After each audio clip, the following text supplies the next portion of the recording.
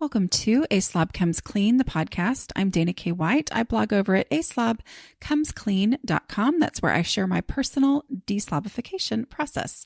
As I figure out ways to keep my own home under control, I share the truth about cleaning and organizing strategies that actually work in real life for real people, people who don't love cleaning and organizing. Thanks for joining me today. This is podcast number 270. What? Yes, 270. And I think I'm going to call it Reclaiming Your Space for Good. We'll see. Anyway, I am talking with just the most lovely of people, and I have to kind of warn you guys that when I talk to somebody with an accent that's different than mine, I have a really hard time not wanting to change my accent to match theirs as best I can. It's like a real challenge. I'm telling you, it is a real challenge. And I only did it one time. I did it one time in this episode because I tried to say garage with a New Zealand accent. And I don't even think I did a very good job, but I tried the garage thing. Anyway, this is a really good session. So, we are talking about, you guys, creative souls. Oh yeah. She's one. So you're going to love her. And we're talking about basically reclaiming the space that you envisioned being your artistic workspace or whatever it is in your home that you thought when you moved in, that's what the space is going to be. And then somehow instead it turns into storage space eventually. Anyway, so we're talking about that and a lot of things around it. And it was a really good session. So just forgive my bad New Zealand accent for one word. You guys, the fact that I only did one word is kind of amazing. Anyway, before we get going though, I wanted to tell you about two things. One of them I will go into detail about at the end of the podcast, but because it won't interest all of you, but I'm going to tell you right now. I get emails from people on the regular asking, how do I write a book? How do I start out as a writer? All that kind of stuff. And that is something that I love talking about, but I simply cannot. There's just a lot to it. There's no short answer, So what I'm going to be doing, and I'm not sure exactly when, anyway, I'll tell you more about it. If you are somebody who wants to know more about my writing journey, listen at the end. I'll explain what it is that I'm going to do. Okay. The other thing too is I am running a sale on my digital products. Okay. So this includes years 1 through 3 of the blog in ebook form. It includes my printable housekeeping checklist ebook, which is much prettier than what you can get for free on the blog. It includes 14 days to opening your front door to guests. Not that we're all having guests right now, but you still might be able to really, really get something from it. I think you will. It includes teaching kids to clean, and also the audiobook version of Giving God the Worst of Me. So anyway, all of those are 50% off, at least through the end of this month. I'm not for sure when I'm going to stop that, but just so you maybe understand, let me tell you what the coupon code is. The coupon code is plumbing. That's right. Use the coupon code plumbing to get 50% off on any of those. You can go to aslobcomesclean.com/products, PRODUCTS products.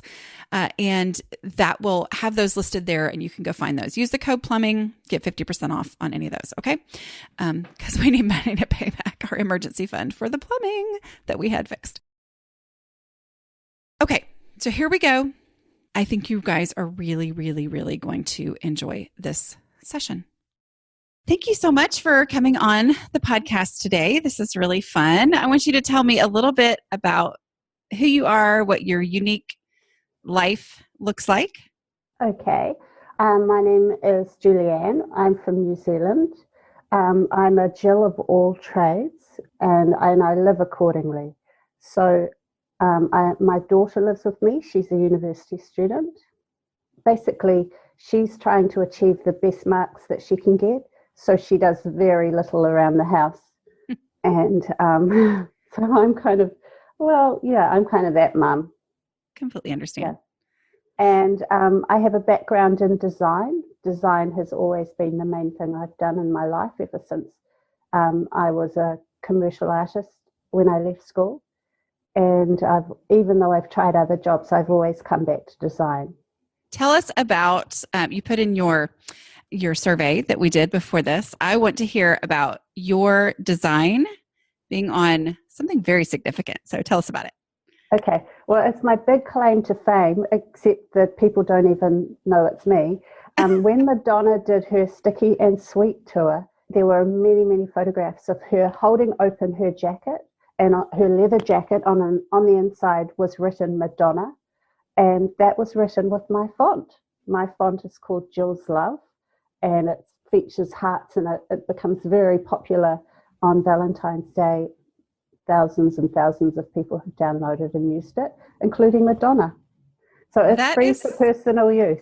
That is so cool. So your font that you designed, so do you have beautiful handwriting, I guess? Well, actually, yeah, that particular font had hearts in it. It kind of had hearts with radiating hearts in the Keith Haring style. But yes, I also, my handwriting font also is everywhere. That is called Jules Writing. Also Jules Terreur. I believe Ribbit have it. A few places online have it that have bought licenses to use it. And yeah, that is my particular handwriting, which is really ironic because when I grew up, I was the one with messy handwriting that was always getting told off. And now so many people around the world actually type out in my handwriting. I love that. Have you ever been able to tell your elementary teachers about this? No, I don't know where they are. They were all ancient. They're probably all passed away now. I was one of the kids. I'm sure there were others, but my report card was always great except for handwriting. Needs improvement, whatever. And I mean, my mother tried so hard to get me to improve that. And that was always a big struggle. So that's amazing to me. That's exciting what was it that took you to having beautiful handwriting after having struggled with it? Do you know? Oh, I don't know. It's just kind of quirky and girlish. And, there was that trend for handwritten designs that started maybe in the 2000s. And that's when I was learning computer stuff and I was learning how to do websites. And I actually had a dream that there was 1,000,001 fonts to choose from. And I had a really hard decision choosing fonts. And then I decided, how hard can it be to design one? So I just started with my own handwriting, really. And back then there weren't programs. I mapped it out in Corel Draw and you had to match every letter with the letter on the keyboard. It was quite a palaver back in the day. But so that's how I sort of got into doing my own handwriting. So it was really just as an experiment and just so that I could learn how to make one. But it became very popular. So my daughter is always spotting it in kind of sassy sayings online. And she's, look, and send it to me. And there's my handwriting saying something really, I don't know, deep and meaningful to a 15-year-old. I love it. So, that's really cool. That's really fun. My teacher a teacher that I worked with my first year teaching, we shared a classroom. I had terrible handwriting. She had beautiful handwriting. Her uncle had written a font or created a font at some point. And it was always such a source of frustration to me. I admired her handwriting and thought, why does mine have to be right next to hers on the board? Well, that's really cool. Thank you for sharing. Okay, so let's talk about your house. What strategy has made the biggest impact in your home? Well, the biggest impact is definitely the visibility rule. So my lounge is always amazing because I walk through it, people see it, people come to my kitchen table to learn English from me and they walk through my lounge. So my lounge is always kept exactly as I like it with the visibility rule. That's good. And we're going to talk about moving beyond that. But has that been helpful for you? Has that given you? It's definitely been helpful because I know where to start. Whatever I can see needs to be moved. Right. Or taken away. But that's my problem because I move it to the office. Oh, yeah. So the actual removal as opposed to just the moving. Yes. Got it. Yes. Oh, well, things do get dumped, like junk mail and things like that. But then there's always something that you kind of need to keep for later because you need to respond to it. So I need to learn how to respond to things immediately, really. But I'm always, I don't know, busy, in a hurry. I understand completely. Yeah. Okay, so tell me something else, another strategy that's made a big impact in your house. Well, definitely the container rule. So, the container is the bad cop kind of thing. I can't fit anything more in this container. So, and then really that's how I've managed to keep my lounge so lovely, my lounge in my kitchen area. And I have some shelving next to where I sit with my students. That's always tidy as well because it's only got a limited number of shelves. So I can keep things containerized there. But yeah, the visibility rule is definitely the king because that is such an obvious thing. It's kind of like, well, duh, I mean, I don't know why I didn't think of it or anyone else didn't think of it, but you thought of it. And it makes such amazing sense when you think about it. It's sort of like, I don't know, how did somebody invent the bicycle? It seems such a logical thing. Well, they just did. Well, I feel like for me, it's logical afterwards. I feel like for me, I'm just explaining what organized people know and doesn't need to be explained. They don't know it needs to be explained. It was like this, oh, yeah, a lot of us don't understand that. We don't understand what it is that y'all are doing with containers. And so I didn't invent it. I just explained an actual scientific fact. Well, it is a scientific fact. I mean, there's so much matter and the matter can only go in such a certain area. Exactly. But it's funny when it's your things in your own house. Yes. It suddenly feels like there should not be any limits. Which I consider that a good quality of a lot of us is we don't naturally see limits. I mean, I'm assuming with you as an artist that you don't see the normal limitations that other people see. You think beyond that. You think, I wonder how I could do this. And, I think it serves us well in other areas of life. And yet this is an area or a reason why that same kind of mentality of not seeing limits can cause, frustrations in our home until we understand it. And then we can put that into place. So what question would you like to discuss with me? Okay. Basically, I have now got a great big pile of papers in my beautiful but unusable studio office. I had to get it all out to work through it so that it would spark joy. According to the system, you had to get it all out. According to the system, yes, I had to get it all out in a big pile. So it's actually, the big pile has now been there for a couple of years. After I did half of it, or maybe quarter of it, when I bought this house, which is actually 3 years ago I bought it. Yes, I was really excited when I bought it because I thought that I would finally have my dream workspace, like my beautiful sunny studio / office.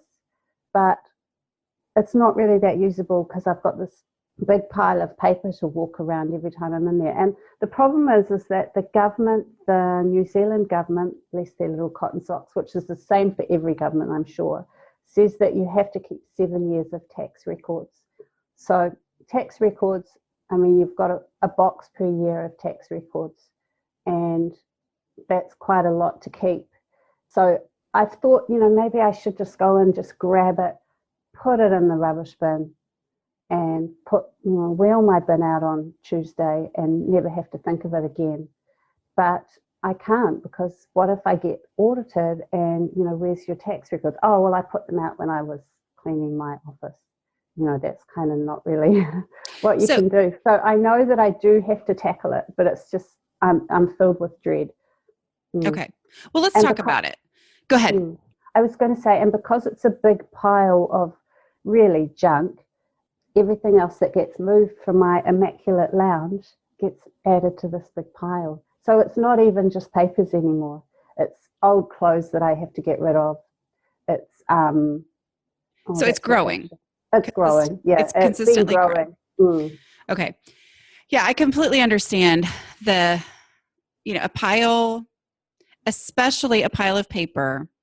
I think paper is more overwhelming than even other things, just because paper feels important, especially when you've put that tax word on it. You know, I mean, it's like, okay, Mm, these are government required. I have to keep these mm. things, you know. Okay, so tell me the format that it's in right now. Like, is it one big pile? Where is the pile? Okay, so it's I have actually put some shelving up there on the wall. I have two big desks on there, it's spring in New Zealand at the moment, so I'm starting my indoor seedlings for my garden. So they're on a big table along the window. It's exciting. And then, so there's enough space for me to sort of squeeze through, providing I don't put on any weight. That's another issue. But anyway, there's enough room for me to squeeze through between the pile that's in front of the wall with the shelving and the two big long desks with the seedlings on.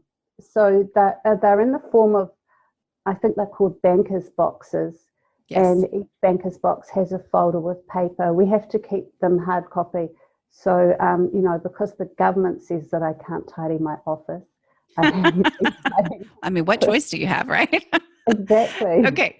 So you're saying that all the official papers are in the banker's boxes. And they are all filed into folders because that's how my accountant had to receive them. It's not like they're big boxes of loose receipts or anything like that. They are all neatly filed. So they're ready to kind of be put somewhere. So I did actually start putting some under my desk in a moment. It took me about 3 hours to find some of them. I thought, well, I should actually have them under the desk. It's going to be embarrassing if I ever do get a knock on the door. Come to my office, boys. It's like, yes. So you have 7 years of boxes, and those boxes are self-contained in and of themselves. Yes. So there's 7 of them. So the paper pile, what is that? Is it just the pile of the boxes stacked up, or is it additional papers? I love the boxes, but they're not very neatly stacked because some of them have a heavy on top of the other ones, so they've crushed the tops. So of the other boxes. So it's kind of a wobbly pile of boxes. Okay.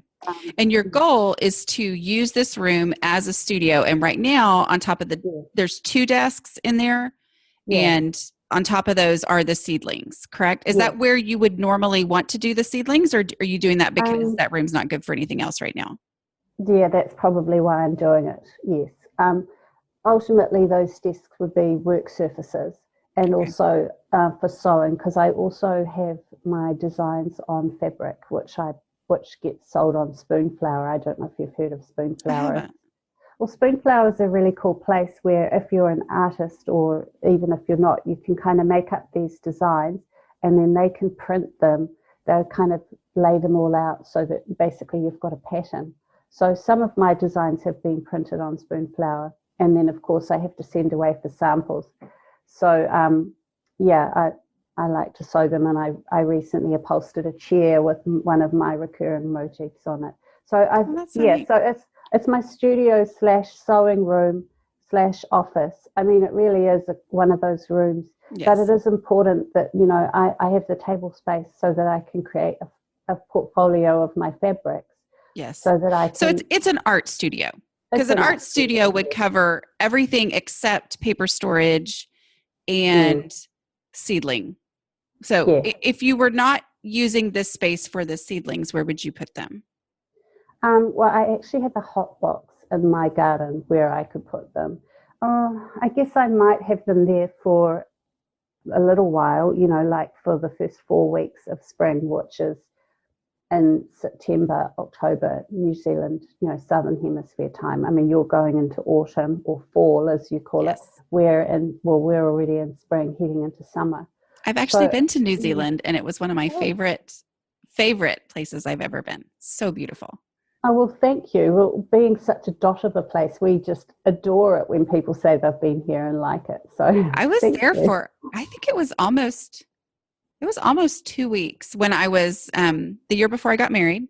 I went with 3 friends, and we were just on the North Island. North Island is where Auckland is, correct? Yes, that's right, yes. So yes, I'm from the North Island. It's lovely up there. Mm. Yes. So you're on the South Island?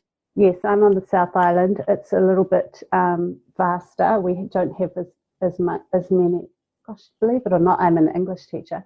We don't have I understand. we don't have such a dense population in the South Island, so we have more kind of land. It's very picturesque. It's also beautiful. Okay, how did we get off on the New Zealand thing? Because you said you came to New Zealand. Oh, yes, you were talking about the season. So you are currently in that. Which here's the thing. So I think I had mentioned at some point, I was working on a big project where I was doing some cooking videos and things. You're a project person. And so there's value in you having these two desks where for this number of weeks while you are working on these seedlings, which are eventually going to go outside in the yard, correct? Yes, most of them have. Yeah, there's value in having this open space for that. So there's nothing wrong with you using this for that. I'm curious, did you have to clean it off to have room for the seedlings? Well, this is the funny thing. So initially I had one desk by the window and one desk on the other end of the room where my pin board is, which has all my colour swatches. I like to have my colour swatches up there so that I can see which goes with which. And then I thought, I haven't got enough room for the seedlings. So what I actually did, I actually got stuck in, moved all the stuff into the hallway so I could move the filing cabinet around and the desk around and everything. And I actually did manage to get rid of some stuff because I had to move the desk. But still, I did not tackle the papers. The papers are like the sacred elephant in the room that we know are there. All the papers are there, all piled up. So, we talk about the purpose of the room, and you had a this/this/this is kind of how you think of this room. Now, the problem is that you want it to be a workspace. So you want it to be something where right now it's for seedlings, other times it's for sewing, other times it's for, your art and, putting out your portfolio, all those different types of things. And so usability is your number one key here. Okay. Now, it's not ideal. Okay. And when I was reading your question, I was thinking it was one pile of paper that you had no idea what to deal with. But it sounds like it's boxes that need to be stored, correct? Okay. So do you have a space elsewhere in your house where you could store them? Not that space is open right now, but do you have a space that doesn't need to be used all the time, like you want this space to be used all the time? Because they're keeping this space from being usable for you, correct? Yes. Yeah. Well, ideally, there would be my garage. A double garage. But that's another issue because since my daughter has moved home, a lot of her belongings are stored in there. There's still room for my car, but that's my... So you could put you would love to put the boxes in the garage instead of in here. And that would be something like climate-wise, that would be fine to do. Yes, that would be fine. And there's fantastic shelving in there. But then I have another issue as well. Yes. I also have a rental property, which is currently being used as an Airbnb. But I've decided to get rid of it because it causes me a lot of stress. Yeah. So I'm actually just going to meet my real estate agent this morning and we're signing it off. She thinks that it will be sold in a week. She's very optimistic that it will just be snapped up because it's kind of in a city and it's a good investment property or good for first homeowners, which means that I'm then going to have to put all the furniture somewhere. So that's probably going to go in my garage as well. So it's like all these things are just coming at me. Are you going to start another Airbnb? No. Okay. So bringing the furniture out of there is simply an issue of where's it going to go? Is that right? Yes. Okay. Yes. If it's furniture, do you love the furniture in the Airbnb? Well, there's only one piece of furniture that I really love, and it's the chaise lounge, and I'd really love to keep that one. So that one will be an issue of one in, one outing, space for space. Yes. Everything else, though, can actually be sold, and it could possibly, from the time somebody makes an offer, I could actually sell that and get it picked up even from there, so it doesn't even need to come back to my place. You know what I mean? I would make that the goal. I would be, because that's also a nice deadline, because the reality of selling stuff is if you don't have a deadline, it can just go on and on and on forever. Mm, Like, oh, I wonder if I could, I wonder if another time. But if you have the deadline of, I literally am not going to bring anything into my house except for the chaise lounge, mm, then, I'm going to sell it from this location. mm. I mean, is it easy for you to go meet people there to sell it? Absolutely. It's 10 minutes away from where Yeah. I live. So Mm. doing that, and then even having, a final, I don't know if you have garage sales, or how would you put it? Well, in New Zealand, we have this thing called Trade Me, which is like Oh, your eBay, and okay. basically everyone goes there. And the other thing that New Zealanders do is they actually put their furniture on the side of the road, Yes. and people come and pick it up. So Yeah. that's another option. But there's actually not much furniture around there because it's an Airbnb. It's really just got the most basic, stylish Right. kind of furniture. I guess there's the beds. But I'm quite happy to donate the beds to the Women's Refuge, or, Hmm. they're good beds. So the Women's Refuge might have a need for them. There might be a family who are setting up somewhere, and they might be interested in everything. The fridge is only 2 years old. There might be Wow. somebody but that's adding another complication to it, It you is a know? complication. The other thing too is, maybe even mention with your real estate agent that, I mean, I guess in my mind, I'm picturing an Airbnb is generally prettier than a normal house, Yes, And so yes. you walk into one, especially if you have new, but mention to your real estate agent that, I'm happy to sell anything that's in here, you know, That's a good uh, idea.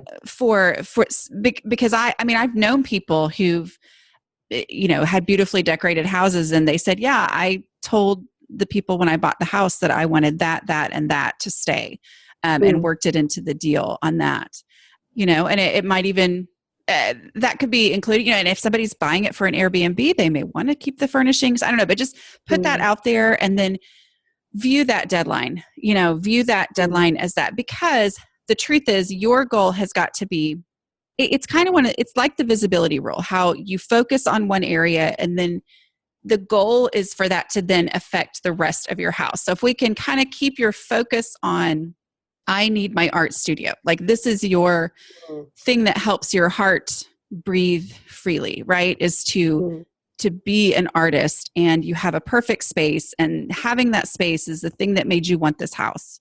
And yes, so it's the thing that is also therefore likely one of your biggest frustrations, to yes. think that the reason I wanted this house, I'm not even making the most of that. I know that was for me a big thing. So, keep your focus on that and say, what do I have to do to get this room without stuff shifting? What do I have to do to get this room taken care of? Well, first of all, I have to get these boxes out of here. Okay. Mm, And I want to put them in the garage. So because of that, I'm not going to bring the stuff home. I'm going to either sell it from there or donate it or put it on the curb or whatever. I'm going to mm, try to sell it, but I'm going to have that deadline, and mm. it's going to be gone. So it won't come into the house. So what is in the garage that needs to be eliminated to make room? Because we're talking about container concept, to make room on the shelves for these boxes. Well, there's actually quite a big pile of belongings that aren't mine, Oh that yeah. probably aren't even wanted anymore by the person who owns them. Would that So be your there's daughter? that. Some of my daughter's belongings, yes. Okay. Mm. Okay. Is there anything that's yours? Yes, at the back corner of the garage is my sentimental pile to be gone through. So that's all my daughter's drawings, baby clothes. I mean, it's embarrassing talking about it, And then there's business stuff. So it could be some more boxes from different things I was involved with. So it's a lot of sentimental things that are in Yeah, your spot. a Okay, lot so of what is your goal for the sentimental stuff? Is it to store it? Is it to display it? Is it to make something out of it? Well, my daughter and I were going to sort through it when she gets a moment. Her end of year exams are happening, so you Oh, never wow. know. And then we were going to kind of create some kind of album of different things, That sounds like, really fun. That yeah, sounds like because a we fun don't, project.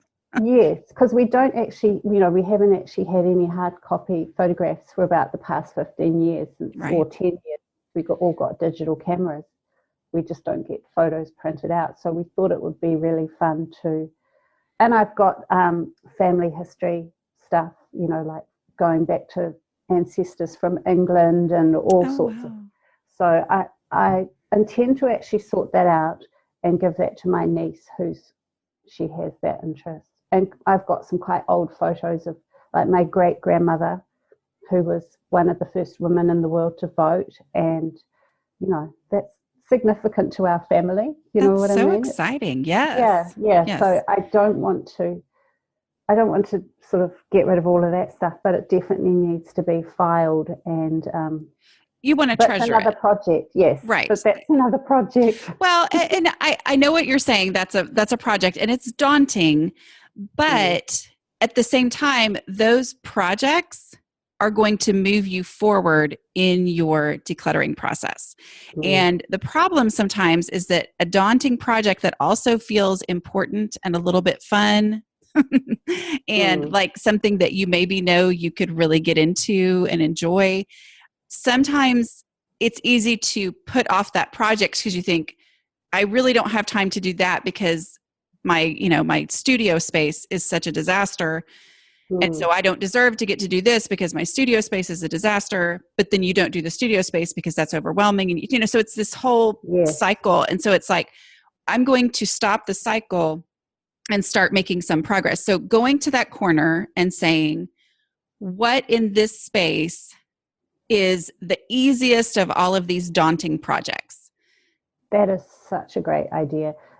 Just when you were saying that, I was thinking, when you were little and you had all your vegetables on your plate and you weren't allowed to have any pudding until you'd eaten your vegetables, it's exactly the same thing. I'm actually not allowed to do any of the fun things that I really want to do, like even my own art and my own work, until I've dealt with the miserable old taxation pile. Yes. I mean, it's exactly the same situation, isn't it? It is. And if you think of it as, okay, what is a project in this that if I tackle this project, it's going to free up the space for one box.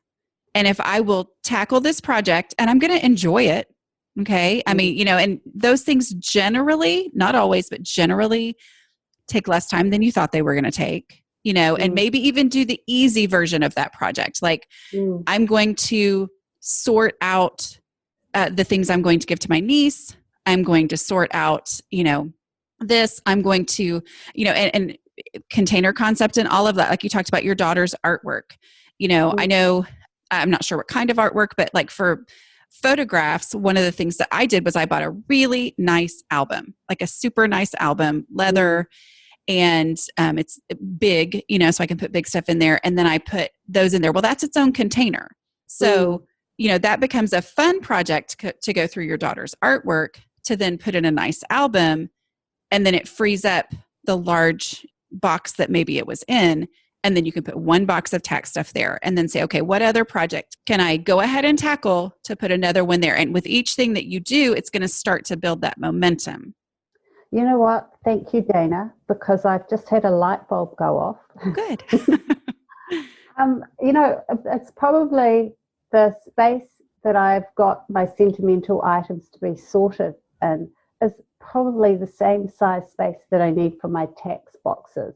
So what I really should do is quickly get the tax stuff, just roughly, they're already in containers, as I've told you, roughly kind of reboxed a lot of them and move them to that corner where the sentimental stuff is, and then bring the sentimental stuff in to actually have the fun with and sort, like you say, to give to my niece or to albumize or whatever. Because that space is where you would do that anyway, right? Yeah, exactly.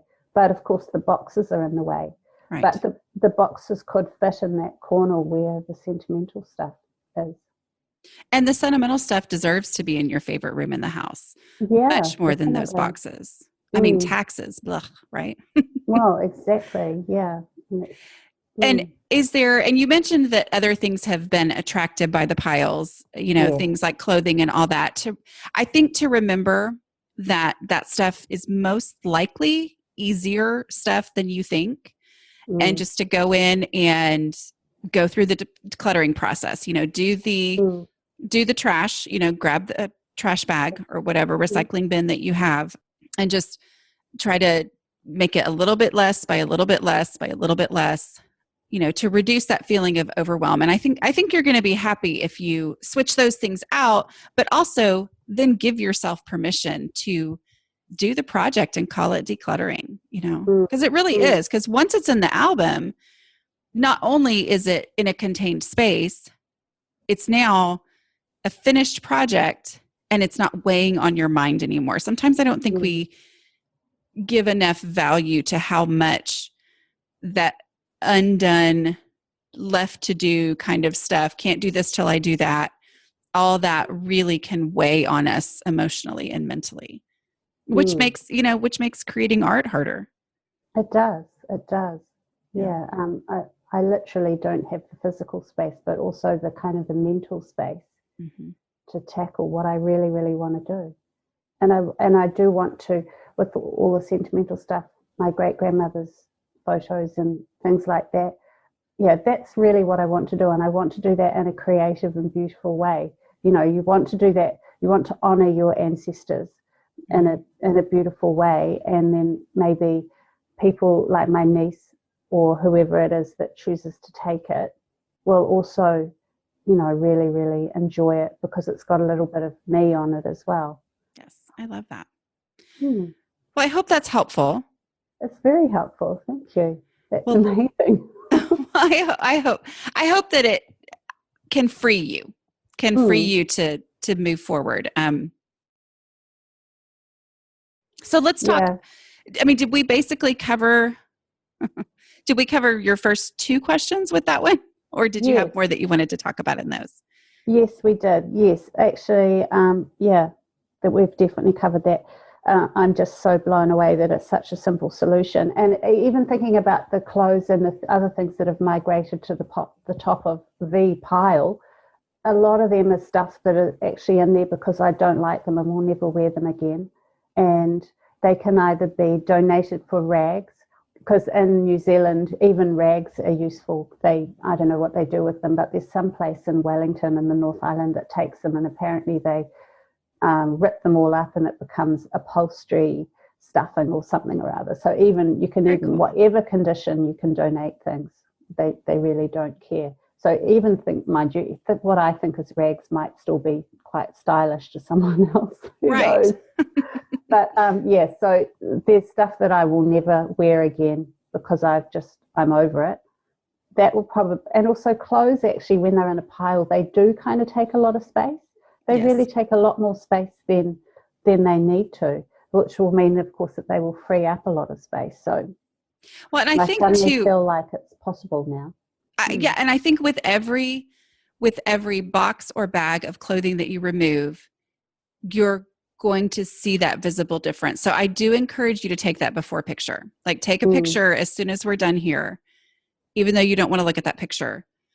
Take a picture so that with every 5 minutes of work that you do to bag up some clothing and put it in your car to go donate it or call or, have it picked up or whatever it is that you do, with every 5 minutes that you do, the minute you realize I need to go switch to something else, take another picture and compare them and see the improvement that's being made, because that's one of the hardest things with such an overwhelmingly, full space. Is it may take a while for you to actually be done, for you to get it to that point where it's the studio that you want it to be. But every little bit of progress is what's going to help spur you on to keep going and keep working in that space. Yeah, well, I think it took me 3 or 4 hours just to move everything out into the hallway so I could rearrange the tables for the seedlings, and then put everything back again. Because I couldn't leave it in the hall. But some stuff I did get rid of that day, so that felt really good. But yeah, I did take some before photos, and they're just so depressing to look at. I know, but you have to compare them with the after. Compare them with the later photo or whatever. Yes. But also to know that because you have this end goal, and I'm like, everything I'm going to do in this space is to turn it into a studio. Yes. Meaning, great idea. That so instead of just moving stuff out into the haul. Instead, I'm going to deal with the clothes, get the clothes completely and totally out, not just moved somewhere else, but completely out of the house. And then I'm going to get these boxes moved out, and most likely the feelings that you're going to have toward the sentimental stuff that you bring in there are going to be very different than you're feeling toward boxes of tax stuff. And so you may, place them more neatly somewhere or, whatever. So overall, it'll probably help with that. So the third situation, as you had put it, was how to finish the jobs. And so it's ultimately the finishing never happens until the incremental progress, that eventually brings about the finishing. But okay, well, tell us what would you like to say? There's something. I recently painted my hallway, and my daughter found this thing on my phone where you can actually record videos, but it's super speed. So that's what and it was really amazing watching me, stripping the wallpaper, painting the hallway and all that kind of thing. And that would actually be a really fun thing to have on so that I can watch myself. I mean, it sounds right? So bad, but so that I can watch myself later in fast motion or whatever it's called, super speed, doing the decluttering and sorting. I think that would be very, very cool as an alternative or as an addition to a before and after photo. I love it. No, I would love to see that. Yes, that would be quite fun. That would be fun. That would be motivating. Love it. Is there anything else that you wanted to talk about or that you hoped we would talk about? Oh, the Airstream. So I've got the Airstream coming, and it will be parked on my driveway. It's 31 feet long. So then I've got more things now on my property, all these things, you know what I mean? So what are you going to use the Airstream for? Well, I thought I could Airbnb it. So would it stay in your driveway to Airbnb it? Well, I initially looked at hiring it out, and then when I looked into the insurance doesn't cover the worst case scenario. So that means that if somebody that I was hiring it to drove it somewhere and damaged it, it wouldn't actually be covered. So I decided I didn't really want to take that risk. Yeah. So I thought that I could actually Airbnb it, or I could use it for my English lessons and for filming YouTube videos for my English lessons and things like that, because it would always be, quite empty. But it's another thing on my driveway. So so it's another thing on my property. So I seem to just be accumulating all these things into my life. Did you win it? Is that right? I won it. Yes, I won it. I didn't buy it. I won it. And that's amazing. It's 31 feet long. It's been fully renovated. So it's a big, shiny Airstream. So do you have fear of it being something else that causes? I have fear that it's going to turn into a big thing where things get put. Mm-hmm. I want to keep it empty. I want to keep it sort of pristine. Well, and the best way for it to stay empty or for it to stay as it is what you've already said, which is determining the purpose. And maybe that purpose is the thought to me of having a place to do my work. Like that's my dream. Like, I mean, that's a wonderful, to have this separate space for your teaching your English students and doing the videos and all, having that as your workspace. That's wonderful, and to think that you could be able to do that and then have your art studio so that you don't have your work and your art in the same place. That would be wonderful. Yeah. Or if you're not for sure that that's where you want to go, then, it can be temporary, right? To rent it out as an Airbnb. Yeah. But I would say that the goal would be give it a purpose, name it. What is it going to be so that it doesn't become because I totally understand the fear of that temptation for it to be a place to stick stuff. Like I completely understand that. But if it's furnished too, like does it have, you said it is furnished or it's not furnished? Yes, it's been fully renovated. So it has a bed at one end, a toilet and a shower. Then it has benches along the side for, it's got a cooking bench and it's kind of got another high bench with, I don't know, plugs. I guess you could put your laptop or something on there or sit there like kind of, what do you call them? Breakfast bars, Yes. And then it's got more storage space. And then at the other end, it really is huge on the inside. It's like a tiny house. And then at the other end, it's got a booth style seating area with the table in the middle. And then that table can go down and that can also convert to a bed.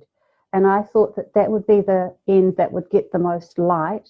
So it would be ideal for my students to sit around the table. I could bring in my whiteboard and just conduct my lessons around that, and it would have fantastic light. And as I said, it would be great for YouTube videos. And that's wonderful. And you're not, are you currently doing your lessons in your kitchen table? Okay. Yes, at my kitchen table. So I actually have my first students on Monday and Wednesday come at 5:30. So that means that we have to really hurry up. I have to start cooking, like about 4 or 4:30. And then we have to hurry up and eat. Well, not really. We don't really hurry when we eat. But, then I have to clear the table, wipe the table, do the dishes or make it so that the kitchen that we can see doesn't look like a total bomb site, which it can do after cooking. So it would actually be really nice to just be able to leave those dishes on the table and then just go into the Airstream and have my lessons there. That would be lovely, wouldn't it be? It sounds lovely. I want to hear how that goes. Yeah, and then of an evening, I could go back to my studio, which would all be clear. Yes. And I could sit down at my desk and do some drawing or something nice, some sewing. Yeah. Sounds idyllic. It does sound idyllic. It sounds like there is a lot of exciting motivation for you. Definitely. Thank you so much, Dana. Well, thanks for doing this interview with me. I do want to ask, are you a book, podcast, blog person? I like listening to podcasts when I'm cleaning the Airbnb. And I do like listening to podcasts. I also have your book and I have the digital book. So I have it on. I actually bought it. Let's see, this is me all over again. I bought it when it was on $1 sale for my iPad or for Apple Books. I've also got it on Kindle. And I think I've also got your audio book on Audible. So, I appreciate that. Well, yeah. So I'm a paid up supporter. I love it. Thank you so much. I really do appreciate that. So, but what do you love about being a kindred spirit? I really love the Facebook page. I've been enjoying your last few podcasts.